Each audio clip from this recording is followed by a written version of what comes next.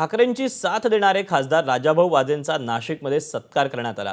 काँग्रेस नेते बाळासाहेब थोरातांच्या हस्ते राजाभाऊ वाजेंचा सत्कार करण्यात आला। यावेळी बोलताना पद आणि पैशांपेक्षा जनतेचं प्रेम अधिक महत्त्वाचं असल्याचं राजाभाऊ वाजे यांनी सांगितलं। यावेळी त्यांच्या वडिलांनी मुलाचा अभिमान असल्याचं सांगत त्यांना दिलेल्या सल्ल्याविषयी सांगितलं। सन्मान पत्र बहाल करण्यात येते।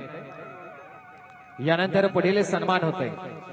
आज राजाभाऊ महाराष्ट्र नव्हे तर देशभरात नाव आहे, पण हे नाव केवळ आणि केवळ सत्कार राजाभाऊंचा होता याचं इथपर्यंत ठीक आहे, पण माझा सत्कार कशा करता केला बाळासाहेब मला अजून समजलेलं नाही।